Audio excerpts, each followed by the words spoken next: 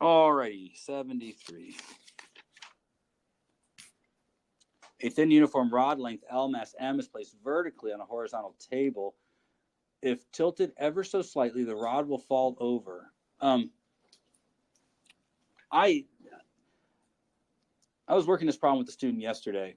A, no trouble. B, weird. I like B. But let's do A first.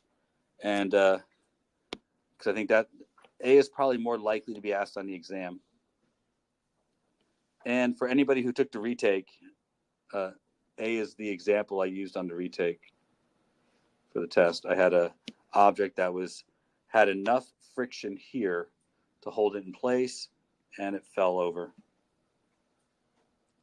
So does everybody see that this is a conservation of energy problem? I don't think there's another way to do the problem. I say that because the acceleration is going to be getting greater and greater the whole time after it tips. Right now, the acceleration is 0 if you could perfectly balance it. But once it tips a little bit, the acceleration is small, but gets greater as the angle between the weight and the meter stick increases to 90. The amount of energy in the system right now is mg L over 2. That's got to be the gravitational potential energy in the system. And because we are rotating about this fixed point on the meter stick, we will have a moment of inertia of 1/3 ml squared, because it will be rotated about a pivot point on the side.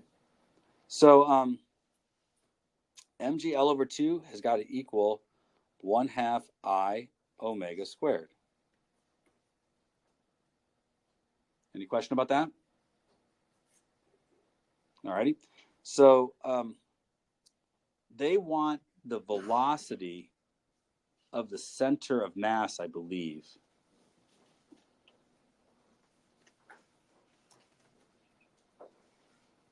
What is the speed of the center of mass? So let's go ahead and find the, we'll find the angular velocity, then convert it to a linear velocity. Is that okay? So mg L over 2 equals 1/2 times 1/3 ml squared times omega squared. Cancel out the m, cancel out the 1L. And I want to get omega squared by itself, but I have a 1/2 and 1/2 on both sides, so get rid of those. So I'm seeing 3GL, nope. I'm seeing 3G over L equals omega squared. Is that okay with you guys? And let's just go ahead and do it. The velocity of the center of mass is going to be omega divided by L over 2. Can I just go ahead and make that substitution in there as well? So that's really, let's see.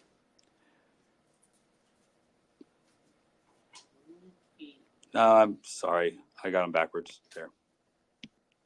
The V there, omega. There, that's what I meant to do. So I'm going to do that substitution. So V over L over 2 squared equals 3G over L. So this is just the same as putting the 2 here. And let's see. I'm solving for V, so I'll square root both sides. And I will get the square root of 3G over L times or equals 2V over L.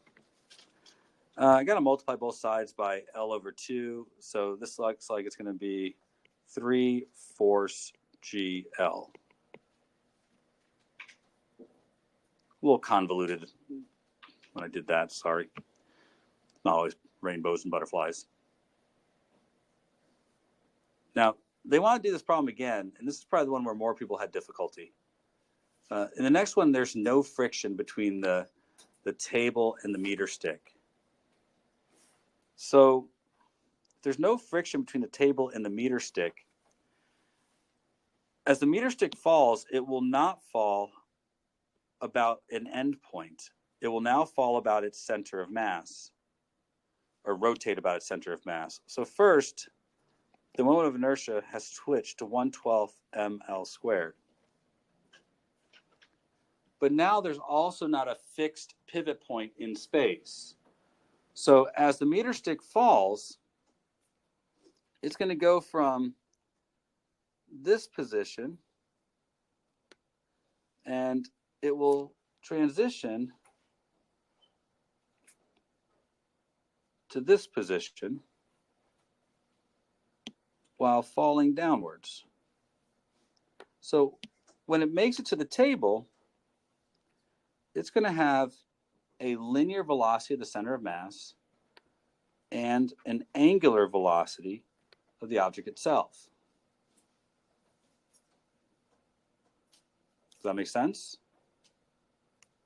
So my mgl over 2 is going to equal 1/2 mv center of mass squared plus 1/2 I center of mass omega squared.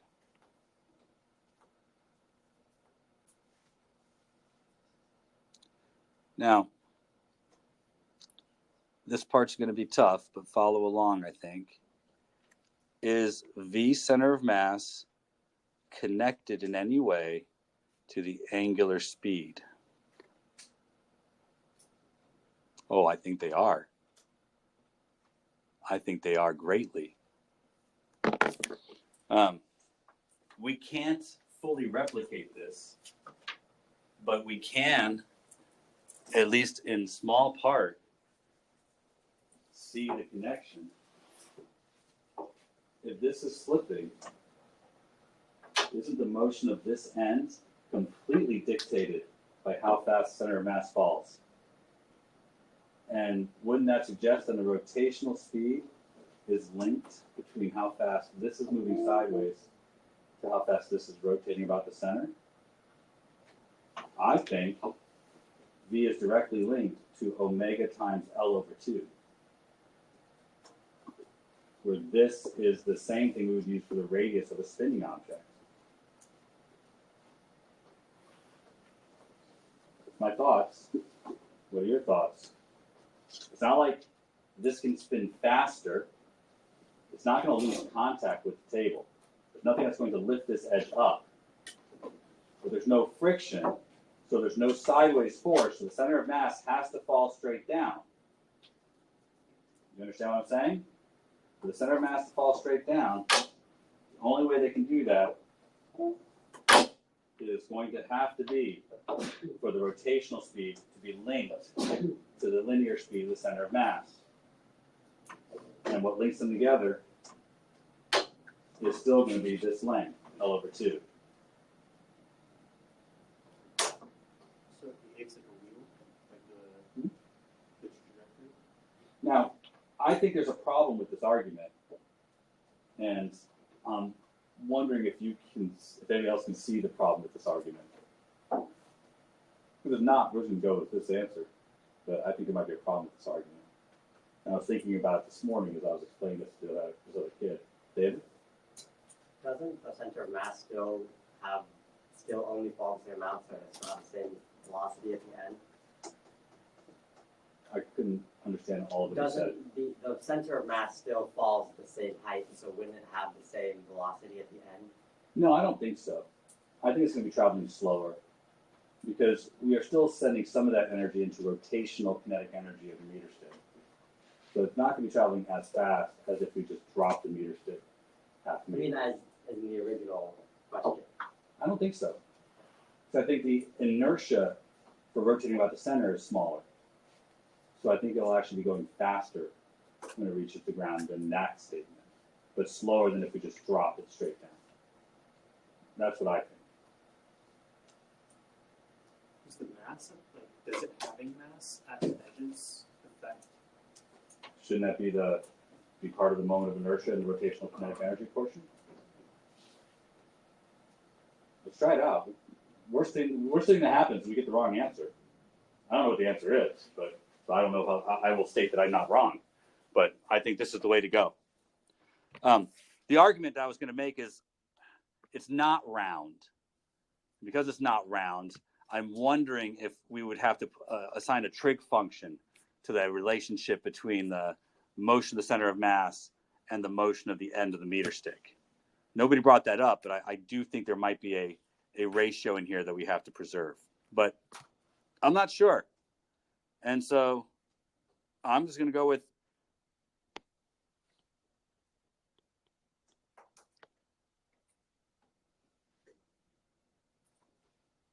so let's go with it. 1/2 m v center of mass squared plus 1/2. Let's see, that's going to be 1/12 m L squared times omega. I'm going to do my substitution of 2v over L quantity squared.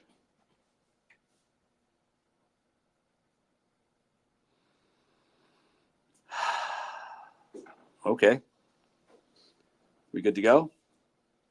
All righty. So not anything to do here, but the L's all cancel, and I get 2 squared, which is 4. 4 and the 12 cancel, will be 1/3. 1/3 and a half is 1/6. So is all of this 1/6 mv squared? I believe so. We can get common denominators, and common denominators would be that give us 3/6 and 1/6, so 2/3.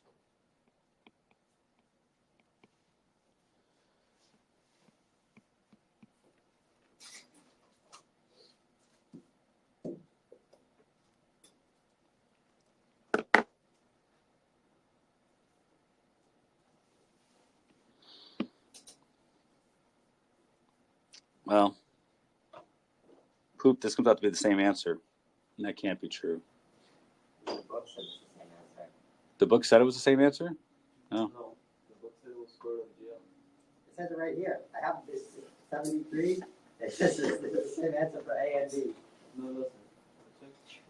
Lawrence, I literally have it right here. Yes, this is the ebook, the most updated version of the book. It's crazy. I think like physical book, it said square root of GL. The physical book says the square root of GL? Yeah. So as if it just fell from like half L. Yeah, but we know that's not true. I'm surprised it comes out to be the same answer. But we could test this theory, so I think we will. But I'm surprised it comes out to be exactly the same. I don't think it's going to be the velocity of just dropping it. That would make no sense at all, because that would mean all the energy would be translational, and that's not happening. I expected it to be slower, though. I'm sorry, I expected it to be faster because there's less inertia. So I think I don't know. I think I'm going to look into this one. If it spins slower though, would that mean that it was at the same energy? Well, I think that's what we're saying is in this case, I don't think it'd be spinning as fast as the other one. Well, I'm sorry. I think this is not true. Let me say it that way. I think that's not true. And I think I'm going to have to draw a picture. And I don't know if that's going to be worth the time I'll have to exchange to do so. So I'm going to think about this one, because I think there's something wrong here with what we just did. Sorry. You should expect better of your teachers. But at least I didn't, escape out of this like I did last time. But this is the answer in the book, huh? David? Yeah. Did they say it's the same? I mean, they don't give the numerical answer. All right. I'm willing to admit when I'm wrong. I don't know if I'm wrong yet, but I think something might be wrong with this assumption. And I want to look into it. You guys are sending me a sign. Is that really true? Like, are we out of it? Out of time? Yeah, we have to go about that. Okay. So I am sure I will hit the other homework questions. But either way, I think we're on a trajectory for a test on this material Wednesday of next week. Okay?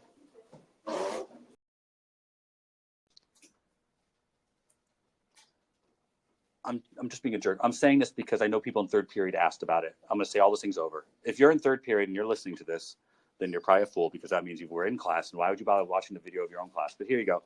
If you're trying to figure out the question we had for number 73, there's a geometry question here. This refers to the velocity of the tangential velocity at the end of the meter stick, this one. But we're talking about the center of mass. We want to know if they're the same. The way to figure out if they're the same is to see if the velocity of the center of mass as it falls is related directly to this velocity of the tangential speed. One way to do that is to compare this velocity with the velocity at the end of the meter stick. That's a calculus problem, a rates problem in calculus.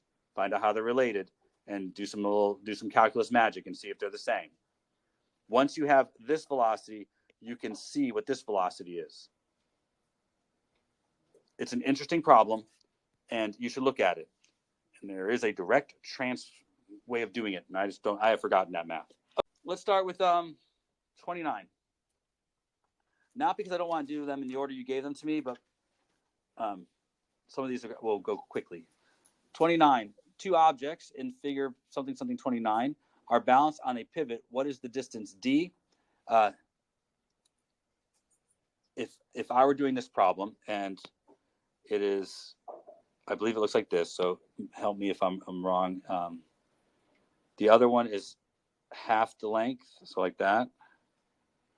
And we're told that this one is 4 and this one is 1, and it's balancing here, and we're trying to find out where that is. The easiest way to do this problem is to treat this as 2 point masses, or better yet, just find the center of mass of the system. So to find the center of mass of the system, treat it like a point mass that has a 1 kilogram mass located 1 meter from 0, because the whole thing was 2 meters long. And the other point mass has a mass of, this is 1 kilogram, this is 4 kilograms, and it is located a distance 1.5 meters from 0. So now it's a 2 point mass. Use the center of mass formula, and that'll tell you where the center of mass is. That is that point. Is that good? Is that enough? I can go farther, but I have my glasses on, so I'm going to assume we're good. All right. So that was number 29. Number 31, a 3 meter long, 100 kilogram rigid beam is supported at each end, and an 80 kilogram student stands 2 meters from the support. How much upward force does each support exert on the beam? So that's a similar question to this one. So let's get that out of there and get all this off. Help me out. How long is the beam? Okay, don't help me out. 3 meters. Okay, and where's the person standing? 2 meters. So there are 4 forces in this problem. There's normal force on the left, normal force on the right, weight of the person, and weight of the beam.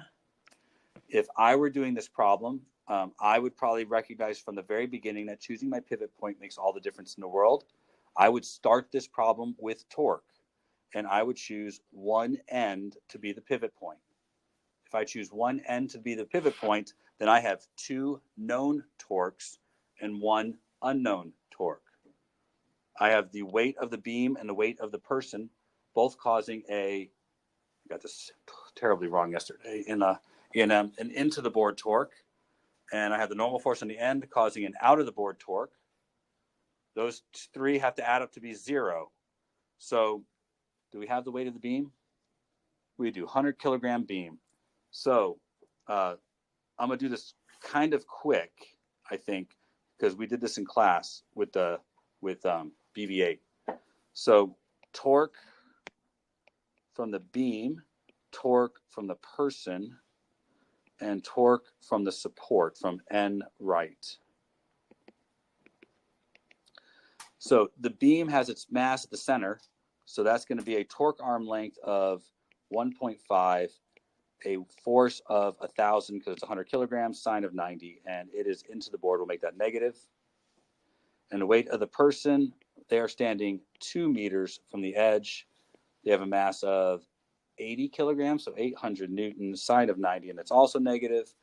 And then I will have positive 3 times support on the right. Those have to sum to be equal to 0. Once you have this one, you can get the other one pretty straight away. Is that enough information to finish the problem?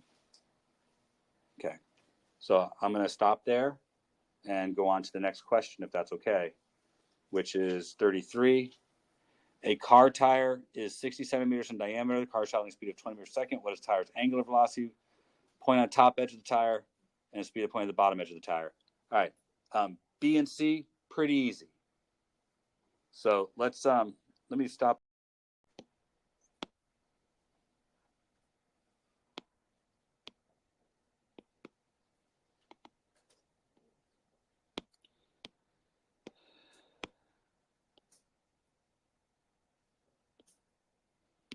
We are told that the wheel is moving at 20 meters per second. Okay. They want the speed here and the speed here. Let's do those real quick because that's question B and question C. This speed is 0. That point does not move with respect to the surface. It has a velocity of 0. Everybody good there? That's also the pivot point. For this instant, the whole wheel is spinning this way about that pivot point. That's the definition of a pivot point. Now, it doesn't actually make that path, but for that instant, it does. And then the tire turns a little bit, and there's a new pivot point created. Everybody following along for that? V equals omega times R. Can we all agree that the entire wheel has the same omega? So we know that 1 R away is 20 meters per second. How fast must this point be going if it's 2 R away? So this has to be 40 meters per second for that reason alone. Top of the wheel is traveling twice the speed of the actual object. Is that okay? Now, there's other ways to discuss that, but to me, that's easiest. You can also have it spinning and show the top and bottom of the wheel are both going 20 meters per second, but in opposite directions. The center of mass is 0 for a reference frame traveling with the car. Then you add the car's speed to the reference frame. But I don't think that's a better explanation. It's just a different one. So the other way to talk about this is what is the tire's angular velocity in RPM? That is going to be solved the same way. Omega equals V over R. This is going to give you radians per second, which you will have to convert to rotations per minute. So we'll have our 20 divided by 0.3. Be careful there. It's not divided by 60. It's not divided by 0.6. They gave the diameter of the tire. You need to convert that to meters because the whole thing is in meters per second. This cancels out the meters, giving you radians per second. So then you need to convert that to rotations. So 2 pi radians is 1 rotation. I'm doing all of this because I have students who I've worked with this week at tutoring who really are still having struggles with the conversions. So I'm doing it all. There are 60 seconds for every 1 minute. That will have to be done to convert your answer to rotations per minute. Okay? So it's clear to me that there is a deficiency in stoichiometry from last year for you guys who are juniors. So, and there might have been from 2 years ago. Stoichiometry is a second semester topic, and second semester was screwed up for a lot of chemistry classes. It's definitely in 2019, 2020. These are stoichiometry skills. You learn them when you do stoichiometry, but they don't always translate. So that's unimultipliers. It's not a huge part of the test, so I'm not going to worry too much about it. I just hate the fact that you guys might get out of school without having learned that. So the next question was, I forgot. 60? Is that the guy on? All right, so guy on the plank.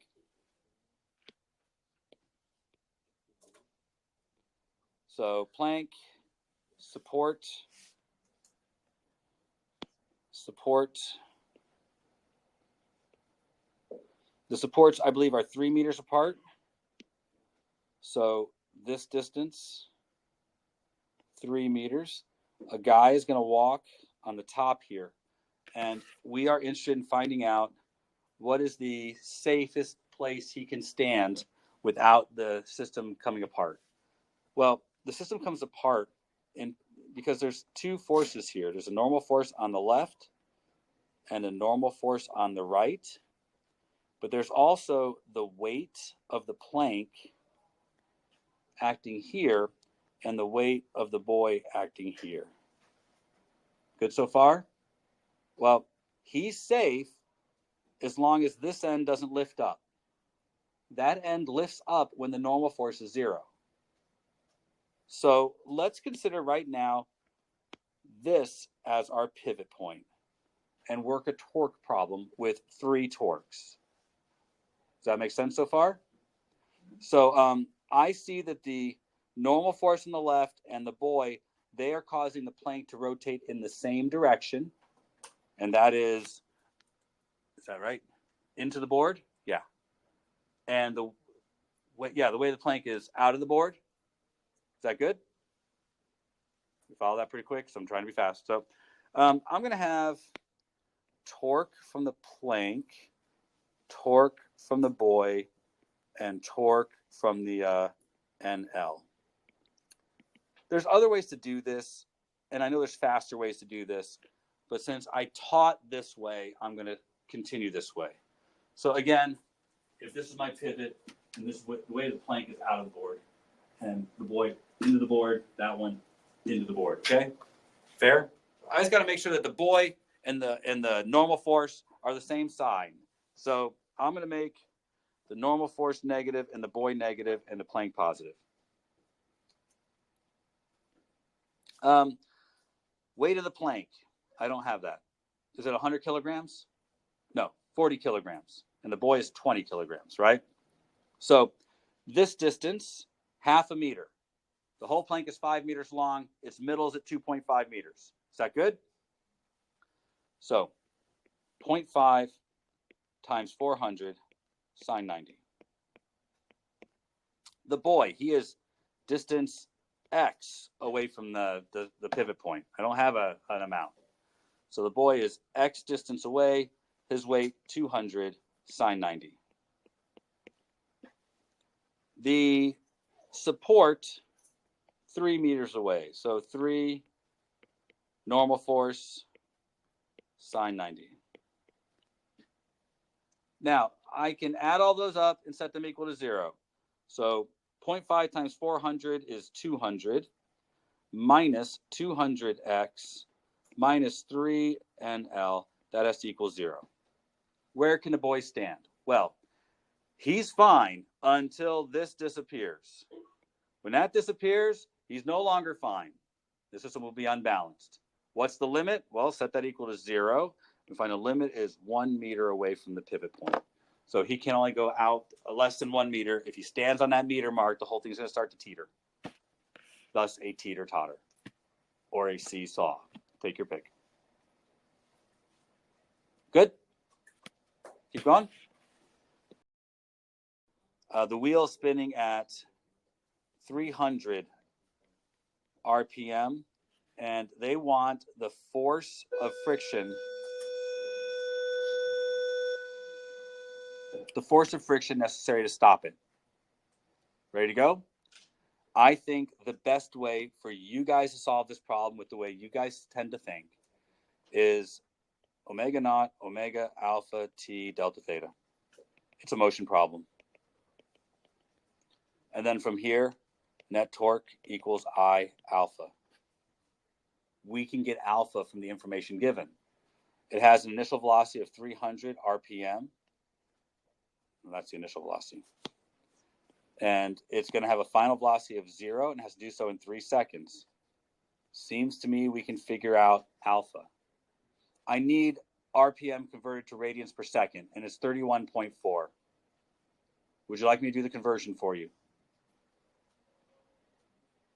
So I'm good to move on. So 0 equals alpha times 3 plus 31.4. So alpha is going to be 10.5 radians per second squared, and it's negative. And that's not a surprise. It's slowing it down. Keep going. So the net torque is a frictional force applied a distance r away from the center of the wheel, and the frictional force, they tell us, is applied tangential to the wheel. So I'm going to have a torque of r times F times the sine of 90, and that's going to equal, it's a disk, 1/2 mr squared times alpha. Solving for F, I get 1/2 mr alpha. That's the answer. They give you the mass and the radius, so you can plug them in. Are we good?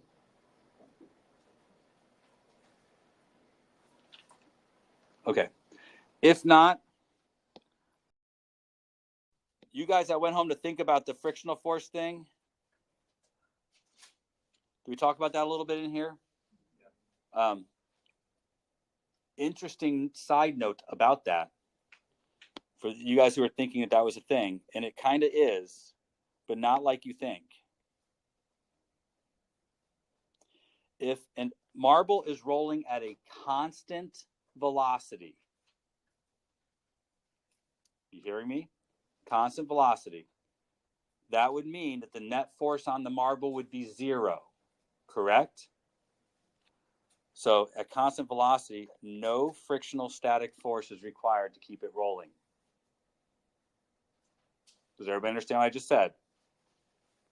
So when the marble's at the very top, that instant, the tangential acceleration is 0. For that instant, friction isn't required. But only for that instant. The instant before, friction was required. It was slowing the marble down. And for the instant after, friction was required. It was speeding the marble up. The problem is that there's a whole range in there where we don't know where it crosses over, where the friction required to maintain rotation is less, or sorry, is more than the friction that's actually available due to the normal force. There's no way to figure out where that is because it changes with every angle. I don't think it's possible with the physics that we have that we can find out where the point is where it's no longer rolling without slipping to rolling with slipping. I just don't think we know. So for those of you who went off to think about it, that's probably why, but I'm not sure it matters. No friction is actually required at the very top. Does that make sense? So I hope you went and thought about it because I think it's an interesting question. But on inspection, I'm not sure we have the physics necessary to solve it that way. I'm sure there is physics that's out there that will solve it that way. I just don't know what it is. So let's just do it the way that I think they intended. I believe the marble has a radius of r, and the roller coaster has a radius of big R. They tell us something important here in a minute, so listen to it. They tell us that big R is much bigger than little r. They say this. That's important for something that seems minor in a minute. But are we ready to keep going? At the very top here, there must be a tangential velocity of the center of mass of the marble that will ensure the marble stays in uniform circular motion. There are potentially two forces acting downwards, normal and weight.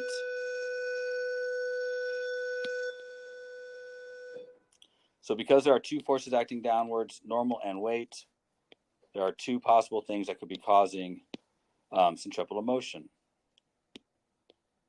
Oh, geez, just go away. Okay. So net force equals MAC. So normal plus mg equals mvt over big R, vt squared over big R, because that has to be the radius of the loop. So VT equals, cancel the M's, assume normal force goes to 0. I'm sorry, I didn't say that. The minimum will be when the normal force goes to 0. So now we can use that to solve for VT. And that give us VT equals, cancel the M's, the square root of GR. Sorry, I kind of bumbled through that, got distracted by the bell. Is that okay? We've done this part before. The marble has 3 forms of energy up there: gravitational potential, rotational kinetic, and translational kinetic. Good so far? So 1/2 mvt squared plus 1/2 I omega squared plus, and here is something I want you to think about, mgh. What is h? It's important to ask this question, which is why this comes up. 2r. Does that seem reasonable? It's 2 radii from the ground? Or is it 2r minus little r? Center of mass of the marble isn't actually a 2r. Center of mass of the marble is in the middle of the marble. When they make that statement, they're telling you that you don't have to do 2r minus little r is how high it is. Does everybody understand why I'm saying this to you? The center of mass of the marble is actually, be my friend. Okay, don't be my friend. I'm arguing with you. There. Center of mass of the marble is actually like right, here, not here.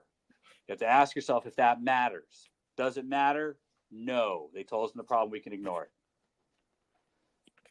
So let's go back to solving the problem now. Maybe. There. So I'm going to just get rid of this h that's here and put 2r here. This has to equal mgh. Okay. I think at this point, you guys know what to do next. But I do have concerns, so I'm going to stick with you on the rest of this problem, okay? But I don't need any of that anymore. I just need these 2 things. That's all that's left. First, let's get everything in terms of VT that we can. So that means working on this guy over here. So let's do the work on him. That's going to be plus 1/2 times, it's a marble, 2/5 m little r squared.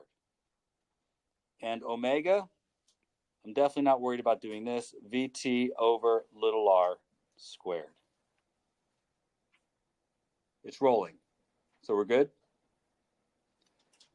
1/2 mvt squared plus 2 mgr equals. All right, next, I think we can clean this up some. Let's do the cleaning up. I have 1/2 mvt squared plus what's going to be, get rid of that, 1/5 mvt squared. So let's just add those together. And we get, is that 7/10 mvt squared? Is that good?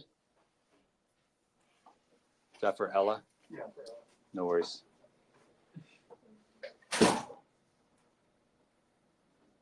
Don't look at me. You want to see Ella get all nervous? Really? In the middle of my class? That's the laugh. That's the laugh that you know you've crossed the line and she's nervous. So now, if you don't know where to go next, we have an expression for VT. We're plugging that in. So 2 mgr plus 7/10 m square root of gr squared. So gr. Can't see it because it's too low.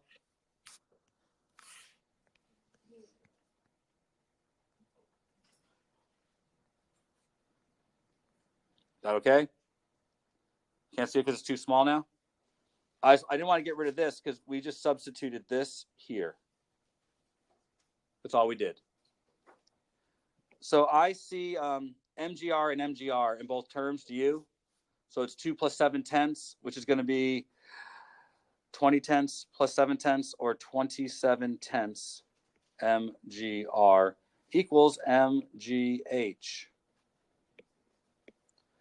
H equals 27 tenths R.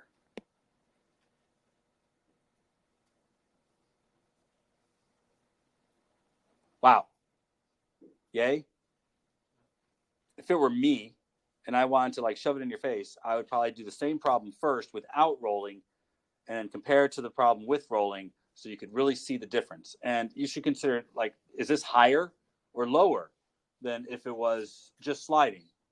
It's worth looking at so that you can answer that question, which you know that's kind of follow-up question on an AP exam, right? So I went really fast through that, but I still have 4 minutes.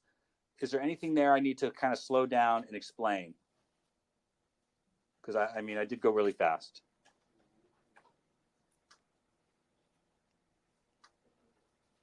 Don't know what question to ask? Good.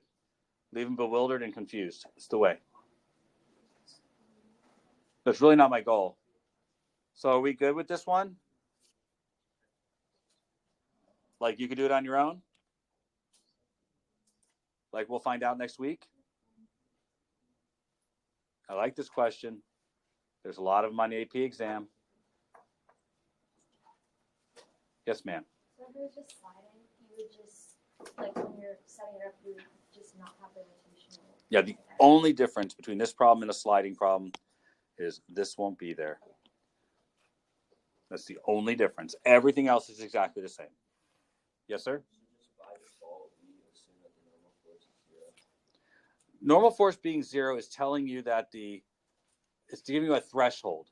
It has to have a linear velocity at least equal to that to stay near the surface of the track at that moment. Now, the truth is, it's not rolling without slipping. It's slipping.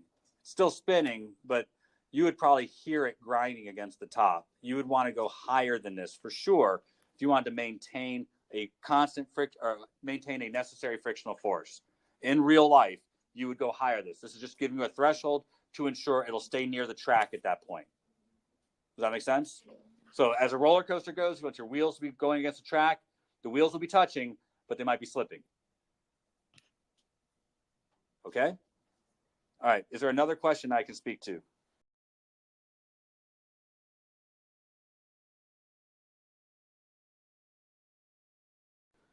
So we're talking about 73. So I just hit record. I want to make sure that we're getting back to it. So that blue line, it represents the center of mass of the system, and it's going to go straight down. And currently, it has accelerated for a few moments. So there is a velocity of the center of mass. That also means there's an angular velocity here. What we want to know is the velocity of the center of mass actually equal to omega times L over 2?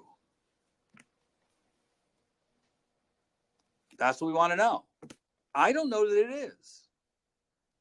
I know that if this were just spinning at omega, then this VT, this would be true. Right? That would be true. So you understand why that one has to be true. Now, if it were just spinning, but I also know that's not what's happening. This would only be true if it were spinning in space, and that's not what's happening. It's falling. Now, I know you're wondering, well, Sean, why do you care? What's going on here? Well, I know for sure that the end of the meter stick has actually got a velocity this way, but the meter stick doesn't actually have any velocity that way. It's staying on the table, right? So I don't know if we can use this to describe this velocity as the meter stick center of mass falls. Adam?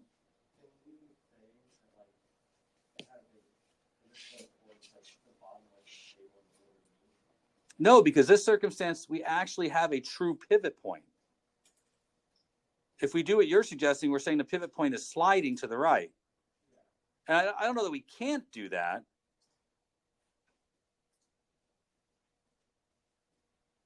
I don't know that we can't do that. That's a good point. If we did that, and we said the pivot point was sliding to the right, then you would have to use the moment of inertia differently. The problem is I'm very scared of doing that, and I'll explain why.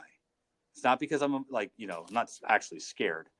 That pivot point would not be in an inertial reference frame, because that pivot point would be accelerating, right? Because you're talking about this velocity, and that would be our pivot point. And our pivot point is accelerating because it's moving faster and faster to the right. Does everybody agree with that statement? Well, the rules of physics are very solid for all inertial reference frames. We don't talk about this a lot, but chapter 2 of the book talks about inertial reference frames.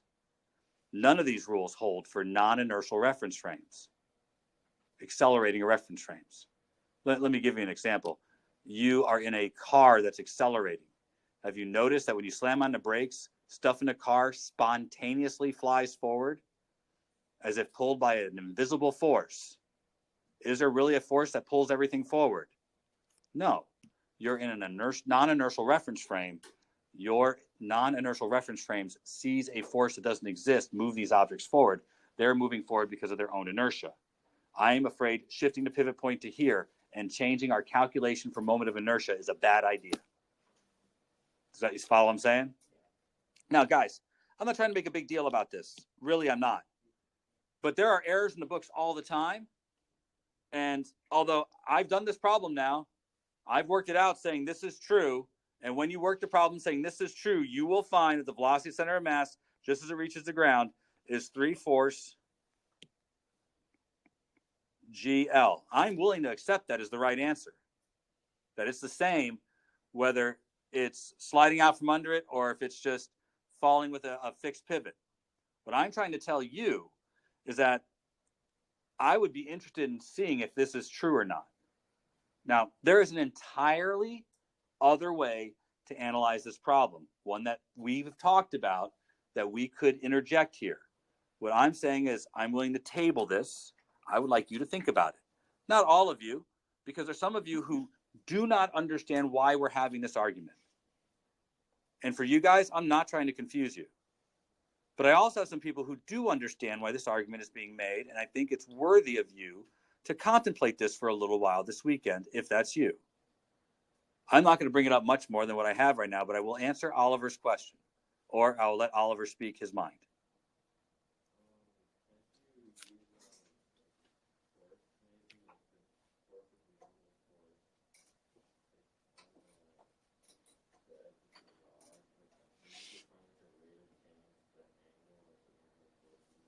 Sure, you could try it. I won't do that problem because the torque is not constant. And the mathematics that would define that torque would be a little bit outside the scope of what I could explain to everybody in the room. But you could, you've had calculus. For the same reason those people who have had calculus understand that there is a relationship between this displacement and this displacement that can be explored by calculus too. Meaning you should be able to, using calculus, get an expression for this velocity in terms of this velocity. I'm pretty confident it involves the tangent.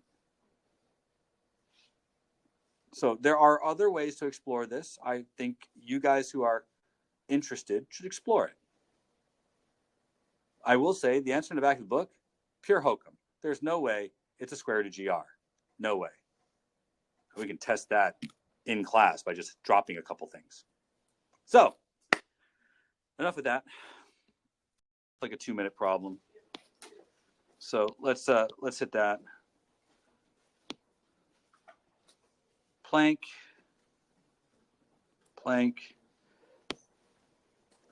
So there's 2 supports on the plank, and there's a boy who's going to try and stand outside the supports. The supports themselves cannot pull down. They can only push up. So I've got N on the left, N on the right, the idiot standing on the plank over here, and the weight of the plank downwards there. Agreed? Now look, it comes down to this. There's no way to get NL and NR by themselves in a single statement. The plank will begin to become unstable when the torque on this side exceeds the torque on this side. So what I'm really looking at is this. As long as it's pushing up on the plank, I know that some of the weight is acting downwards on that push on that support. So what I want to do is I'm going to make this the pivot point and consider knocking out one of my unknowns, but also this is going to allow me to see the relationship between where the kid stands and how much this support has to push upwards. That's the answer to the problem. Now, I know all the measurements here. Do I need to go over the measurements with you ahead of time? Like the fact that the weight acts at the center, which is 2.5 meters from one end. The two supports are 3 meters apart, and the kid is somewhere past that 3 meter mark. Is that good? So my torques are torque for NL, torque for the boy, and torque for the plank. Okay? I'm using the pivot point where that support is. And I'm really glad today is window cleaning day. They're not actually cleaning the windows. They're just knocking out the cobwebs in the top. But hey, good times all around. So if that's my pivot point, just looking at this, it looks like this torque and this torque are in the same direction. And they apply a torque this way, which is negative. And this torque is applying a positive torque this way. So quickly, that's going to be positive, negative, negative. So here we go. 3 NL, because there's 3 meters between the pivot point and where that support is. For the boy, we don't know where he is, but he is 20 grams, so that's 200 newtons. And the center of mass is 0.5 meters away from that pivot, and it has a weight of 400. Add those up and set them equal to 0. We want this thing to stay in equilibrium, so that's minus 3 NL minus 200x plus 200 equals 0. This stays stable up into and including the moment where this goes to 0. That'll be right when it's teetering, when that goes to 0, and that occurs when x equals 1 meter. So don't go more than a meter away from the edge, little boy. And if you do, wait for me to get my camera out. So.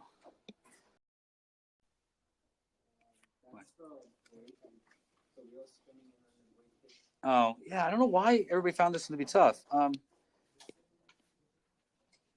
So wheel spinning, and we're going to apply a force on the edge to get it to stop. And we're going to use friction. So it says how much frictional force. So it's not like I even have to find the normal force here. I think the easiest way to conceive of this problem is that it's a Newton's second law problem. The frictional force is applied at the edge. So you guys following that okay? So the edge is a distance r away from the center. So the torque is just going to be r times f, and that's going to equal I alpha, and they tell me it's a disk. So the truth is, if I can find alpha, I can figure out what this frictional force is. But that's it. We know that the initial velocity is 300 RPM. The final velocity is 0. We know the time has to be 3 seconds. We could use that to figure out the acceleration. That's it. Really just, do I need to continue? I will go further. You need to convert RPM into radians per second.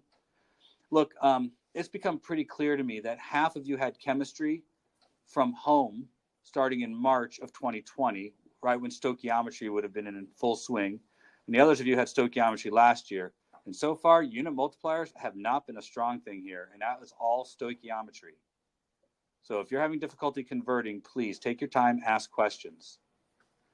This, to convert it, I need to get rid of the rotations and have radians. From rotations, there are 2 pi radians for every 1 rotation. And I need to have seconds and not minutes. there are 60 seconds for every 1 minute. You're just going to have to become good at this. Practice will work, but this is the only real conversion we have in here. This is 31.4 radians per second. Throw together our motion equation. You find that the acceleration is like 10.5 radians per second squared.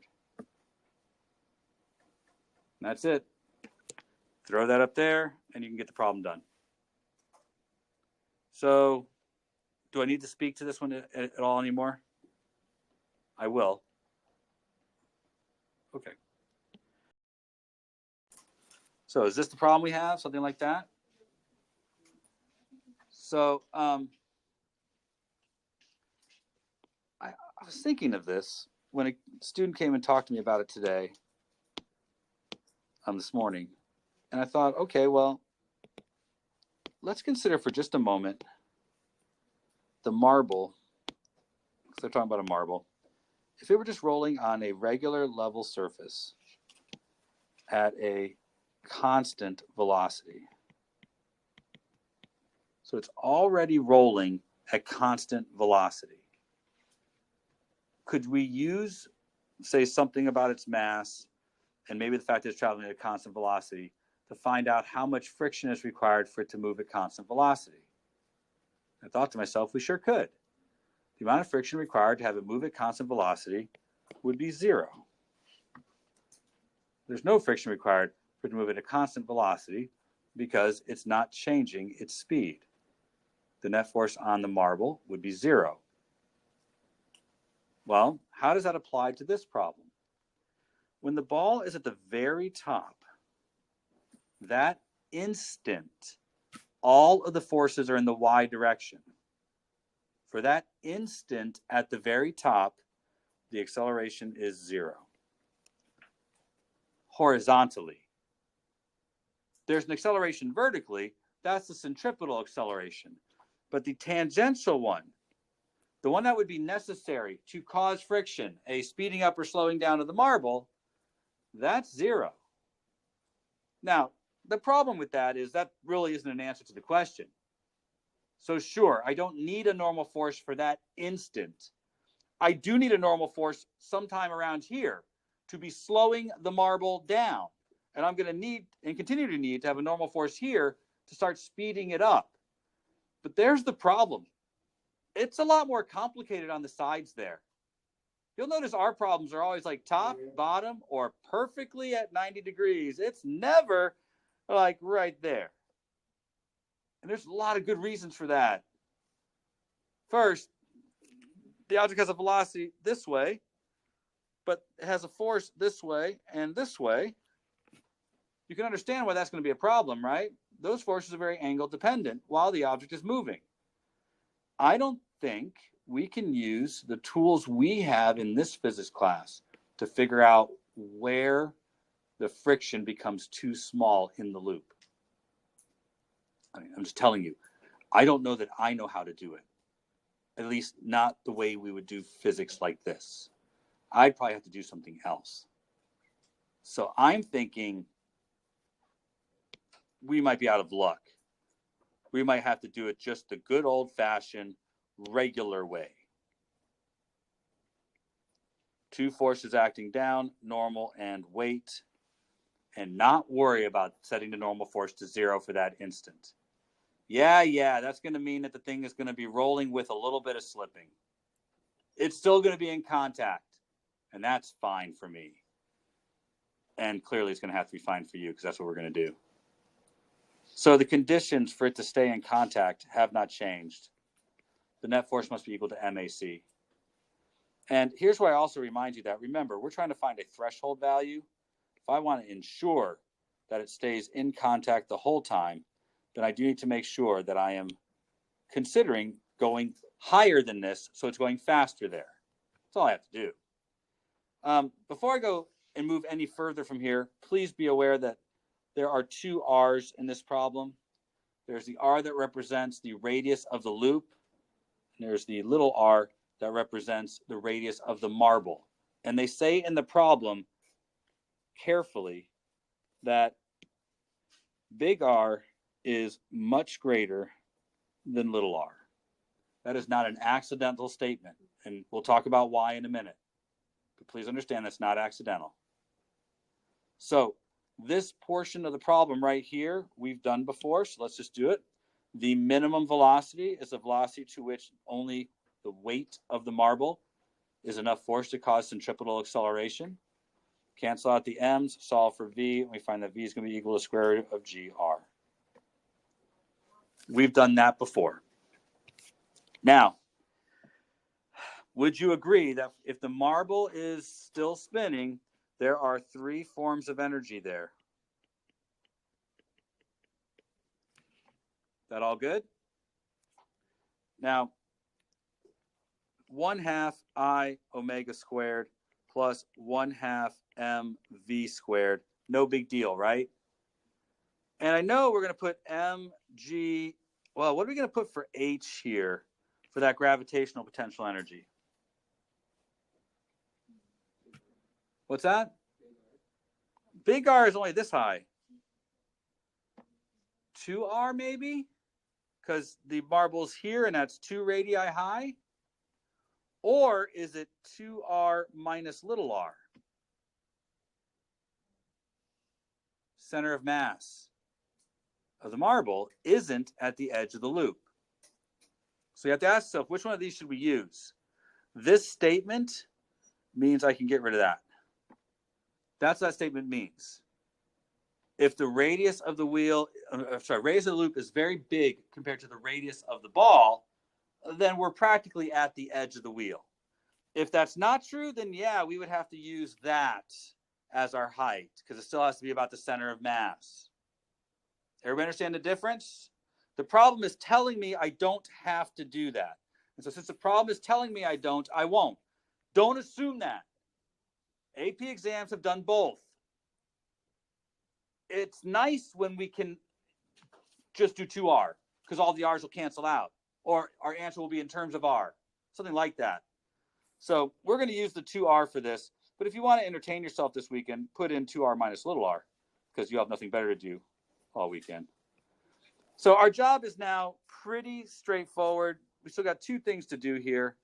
So let's see if we can.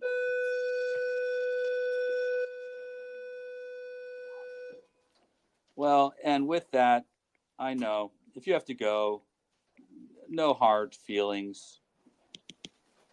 I'm just going to write down what happens next, and you decide what you need to do. No hard feelings, though. Catch your bus, beat the buses out of the parking lot.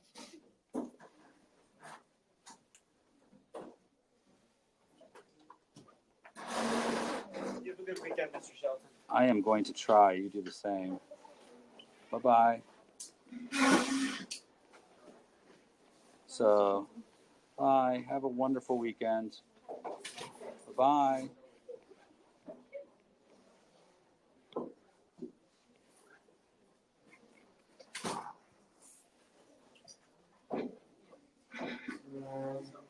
It's like a race to get to the end. Can I finish before everybody leaves? Bye, guys. Have a great weekend. Bye-bye, folks.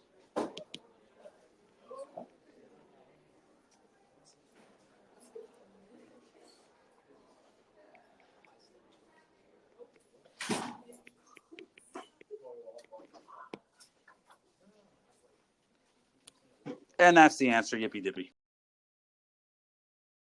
A Atwood machine question, and I want to piggyback on this Atwood machine question a little bit.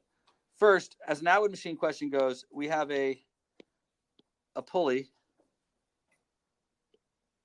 and we have information about the pulley, and there are 2 suspended masses, one here, and let's just make it a little smaller so it's not taking up so much screen,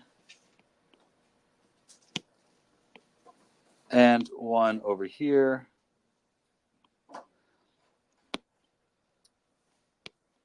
La-di-da.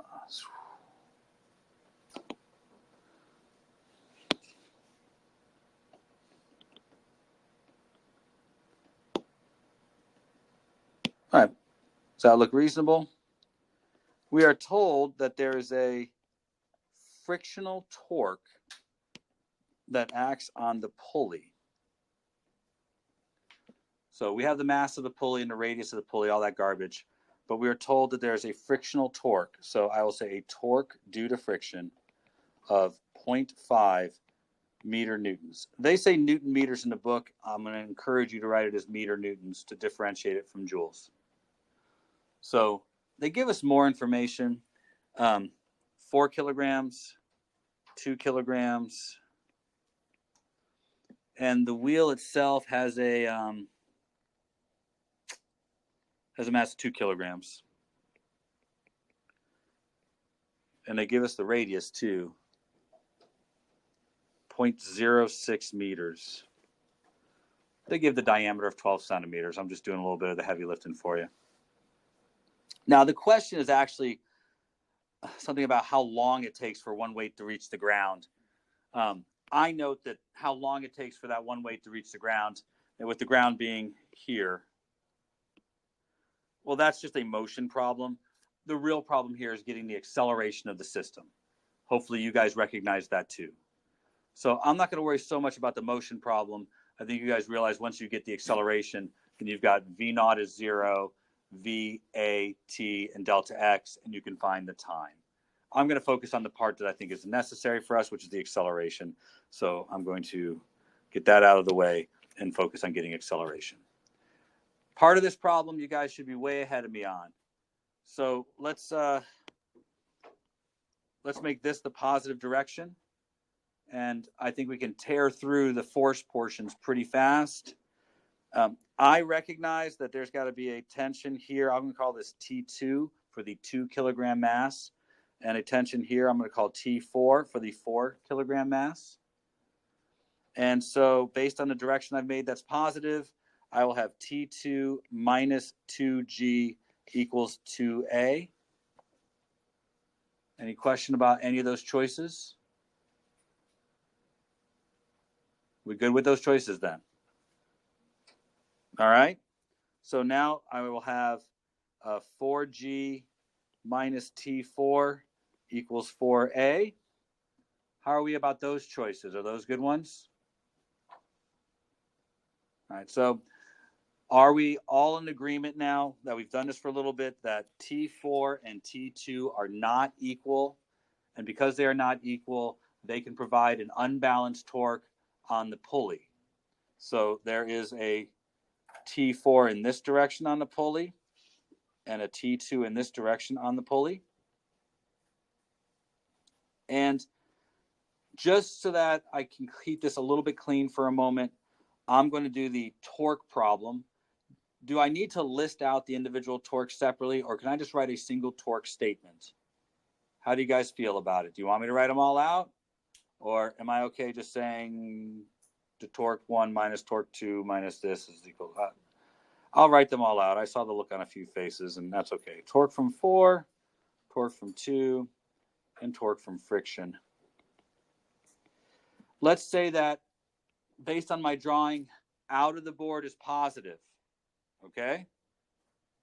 Out of the board's positive because T4 has got to be the positive one.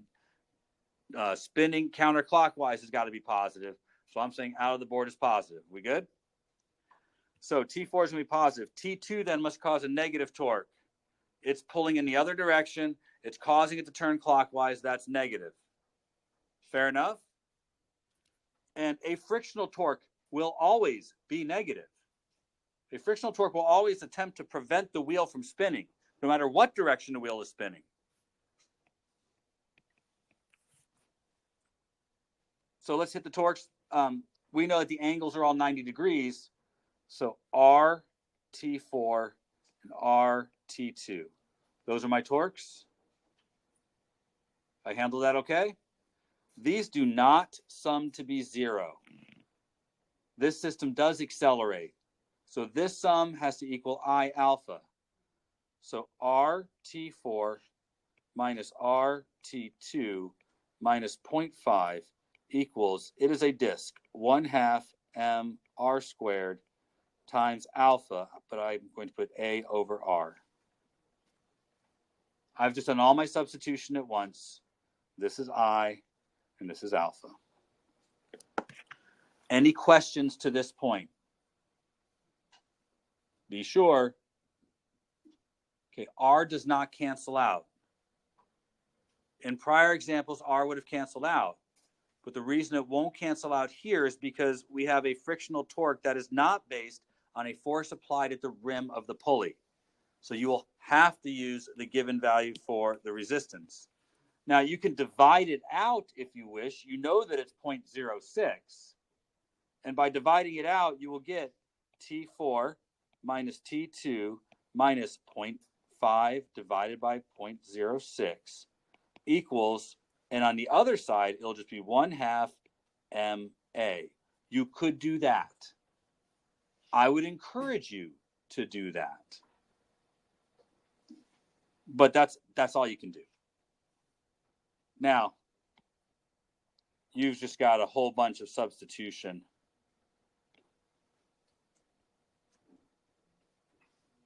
Do you see what I'm saying?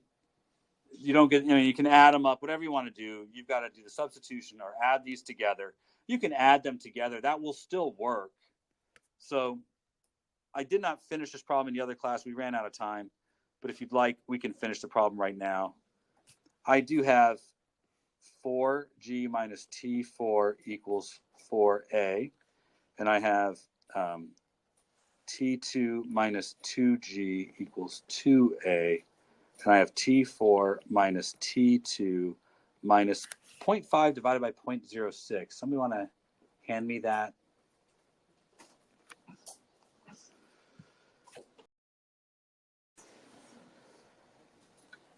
So 8.33. And that's going to equal 1/2 2 times A. The mass of the wheel was 2. So you can add these all straight down if you wish. I'll get 4A, 2A plus A. And I'll get 4G minus 2G minus 8.33.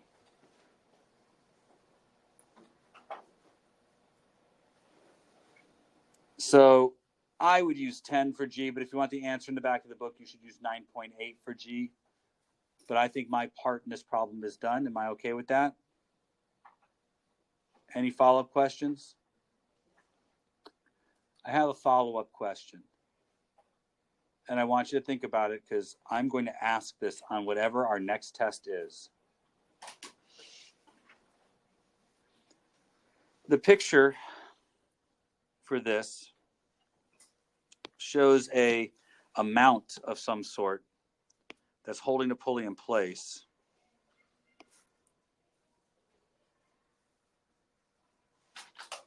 Something like that. And it says it's holding it in place.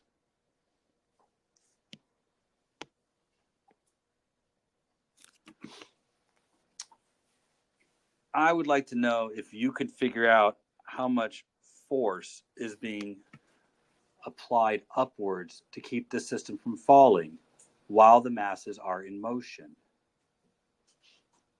And I know that many of you will be unsuccessful here because I've done this problem a lot. A lot of people think that because there is a 2 kilogram mass, a 4 kilogram mass, and another 2 kilogram mass, that downward weight will be completely balanced by this upward weight. And that is not true. These two weights are accelerating, one up and one down, which means it's not supporting the entire weight of the system.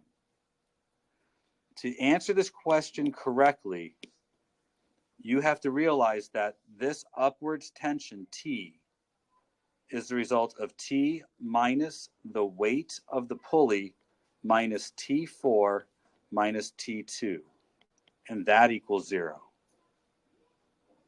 You have to find out these two tensions. Those act on the pulley, not the weights directly. But everybody thinks that it's holding all of the weight. It would only be holding all of the weight if the masses weren't accelerating, and they are. Promise, when you do this, you will find that it's less than the weight of the system. All right. Once you figure out what dm is, it applies equally to either the center of mass formula. That's the center of mass formula, or the moment of inertia formula. So regardless, getting dm is the hard part. So let's focus on how we would get dm. I think that there's not anybody in the room who won't agree that if I choose this as 0, I can point at my piece by saying it is a distance x away from 0. Now, you might wonder why I'm not turning this into a square and pointing at it out this way. I'm going to use the fact that this object has vertical symmetry to treat this like a linear object. Now, if it didn't have vertical symmetry, I would not be able to do this. But remember, for center of mass and for moment of inertia, when it comes to looking at a single coordinate, we can take all the mass and assume that all the mass lies on the same line. Only when it's non-uniformly distributed, like if it was a triangle like this, well, then it might be harder for me to do this for moment of inertia. But not terribly so for center of mass. Because if I'm just looking for the x direction center of mass, this mass all appears to be right here, and this mass all appears to be right here, if I'm looking just in the x direction. So for that level of symmetry, I can just treat these bars as if they are a mass that exists right here. Now, again, what I'm going to want to get is a ratio of mass to area for the whole thing, and compare that to mass to area of this bar. So I need to get the area of this bar. Now this part, follow along. Let's see how we can do. I'm thinking that I'm going to use the width of the bar as dx. I think that's pretty easy. But I need the length of this bar. That might be a little harder. But it's a triangle. And because it's a triangle, I know that the ratio, let's just look at this portion. The ratio of y to x has to be the same everywhere in the triangle. Does everybody understand what I'm saying? It's a triangle. If I just look at y by itself, the ratio of y to x is the tangent ratio. And so it has to be the same everywhere in the triangle. If I'm looking at, say, this bar over here, oops, this bar would have a different x and a different y, but the ratio of y to x would be the same. Is that okay for everybody? You sure? Been asking that all day, and I've gotten very little response, even in my second and first period. So I was told that this is 20. No, it's 10. And this is 30. So the big ratio is 10 to 30. And that's got to be the same ratio as y to x. I know you're probably wondering why I'm doing all of this. Well, bear with me. I have a plan. So has everybody followed along with all the things I've just said? All right. So let's go ahead and debut the first portion of our solution. dA is going to be dx times 2y. That's the area of this rectangle. Everybody okay with that? Y is 1 to 3 times x.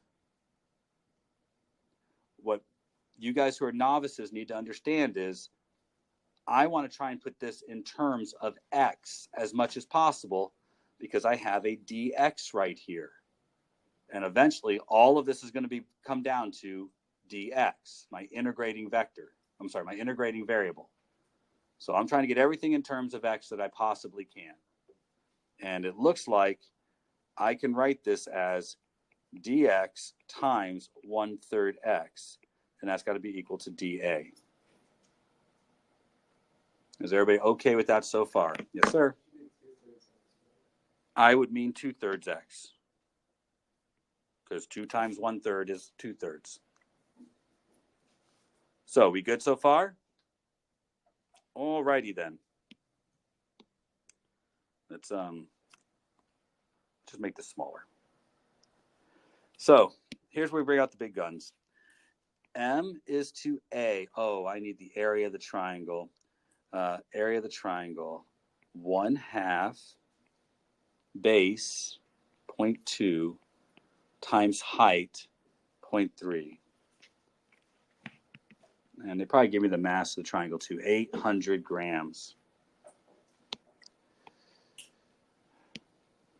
Tell you what, I don't want to do any of that.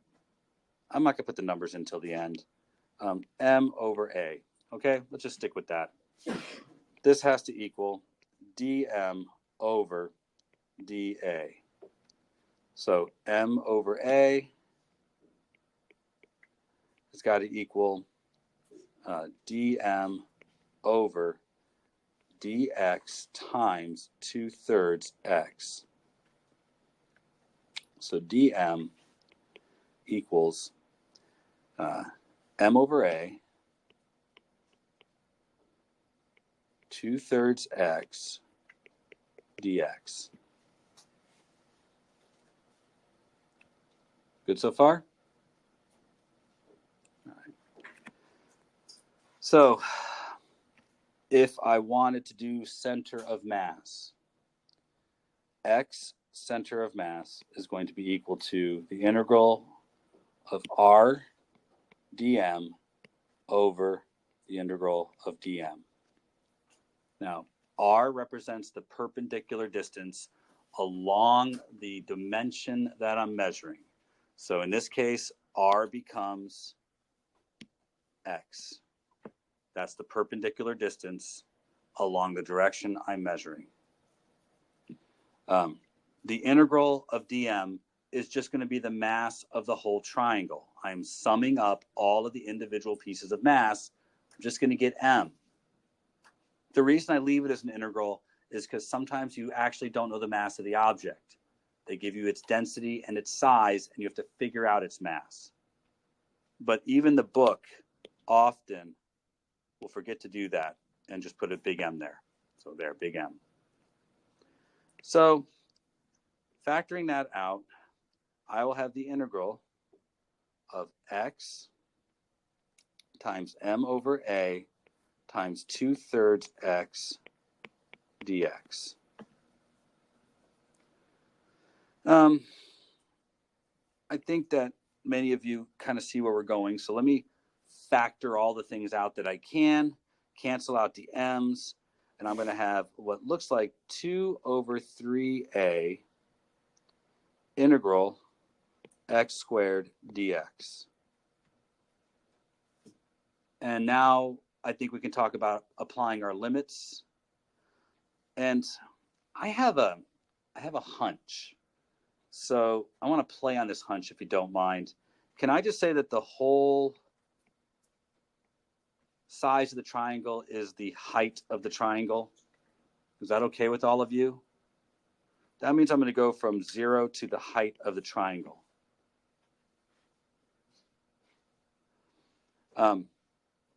Now, the next part is just the calculus part. It's the multiplication table thing. It's the least interesting thing here. Setting up the integral is the hardest part of all of this. The next part, though, you guys are very familiar with doing this if you're in calculus. You know that there's not a whole lot here. I'm going to get 1/3 x cubed evaluated from 0 to h. And I know I'm at the very bottom of the screen, so in order to satisfy your ability to see, I'm going to say that this must equal, let's see, 2/9a times h cubed. Is that good? I got all the pieces in there. Now, the reason I did it like this is because the area of the triangle is 1/2 base times height, and those are the same variables. So I thought it might be nice to put this in terms of like in any triangle. So that's what I'm doing. You'll notice the mass is gone. That's because this is center of mass, and center of mass probably won't have the mass in it when you're done. Now, moment of inertia would, but we're not doing that part. So now it's just a substitution.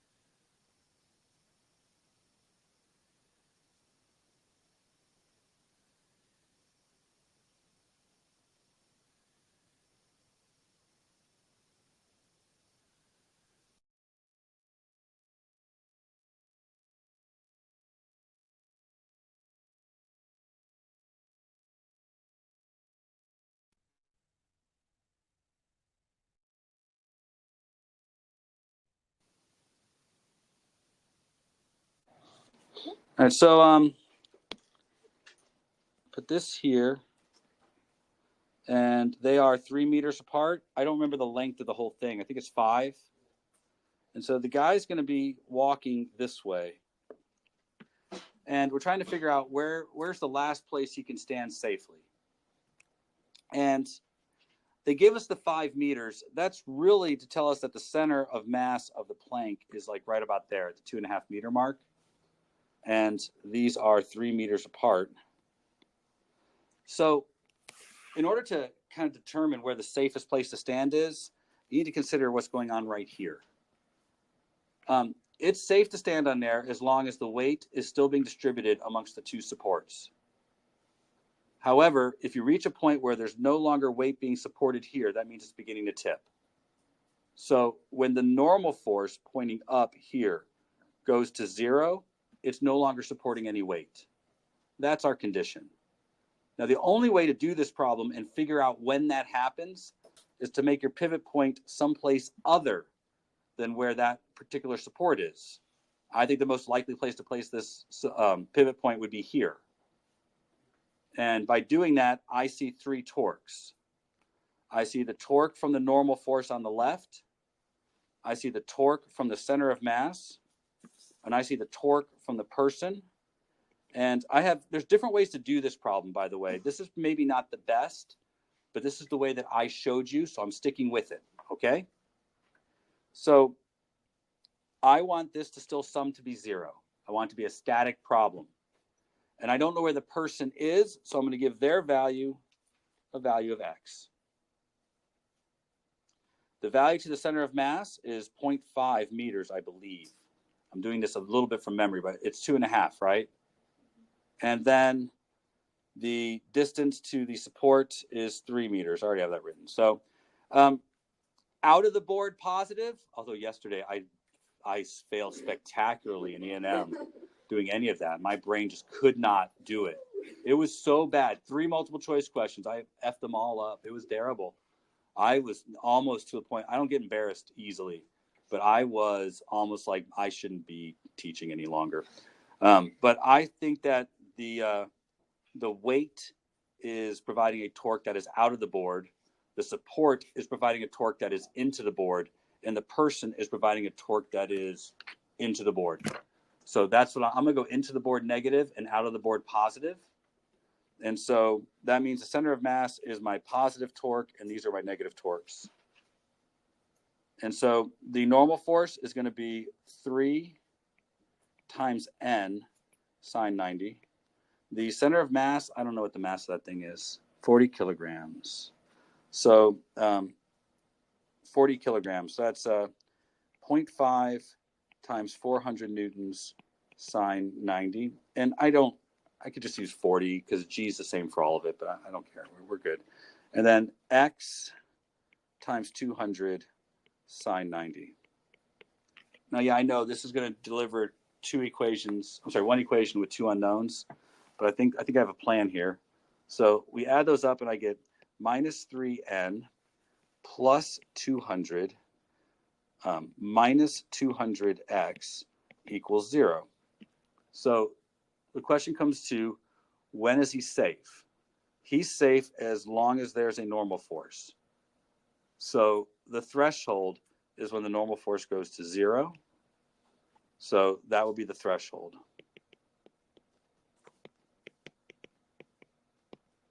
He can't go more than 1 meter away from the edge or it will tip. Can I move on? Is that all right?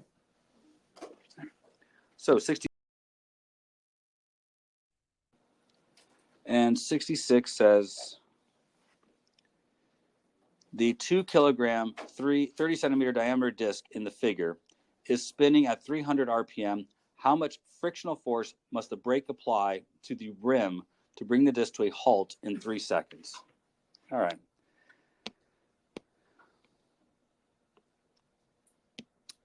This would be a fair, believe it or not, multiple choice question on the AP exam, and they have given this question on multiple choice before, which is disappointing, I think, because I think this is a labor-intensive problem. So you may not have time to do it on the AP exam, but they have asked this particular question in multiple choice before. So if the wheel is spinning this way, in order to stop it, there will have to be a frictional force applied that way about its edge. We were given a lot of information. I think probably the way I would explain this problem to you is to look at this from the standpoint of net torque and motion equation. So I think it's the one that's safest for you guys. There are other ways to do this problem. But we haven't talked much about impulse yet, which could be another way to do the problem. And we haven't talked about angular momentum yet, which is another way to do the problem. So I'm going to relay to you that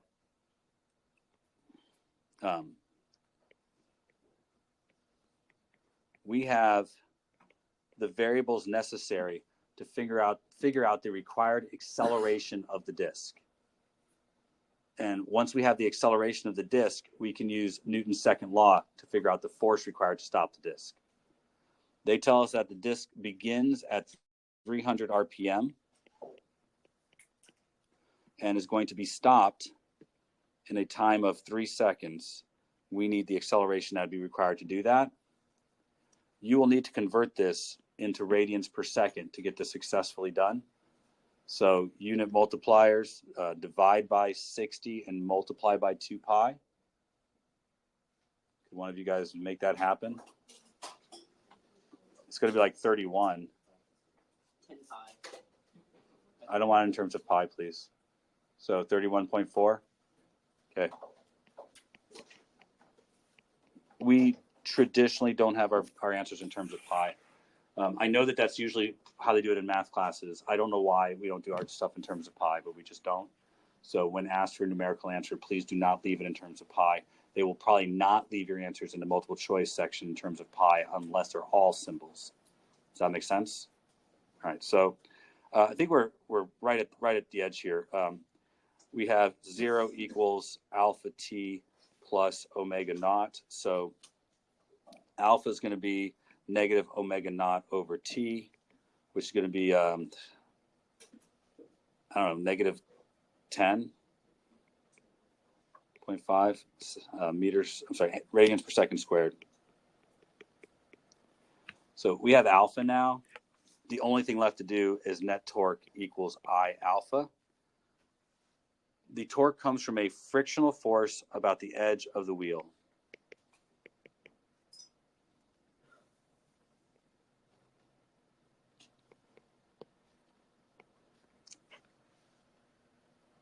So this is it. We have alpha, so the frictional force will be 1/2 mr alpha. Now that's just plug and chug, so I think we can kind of stop there. I don't know who asked for this, but that's probably good. Yeah. Were we given radians? Yeah, they say it's 30 centimeter diameter, so, 0.15 meters. All right, so is that okay?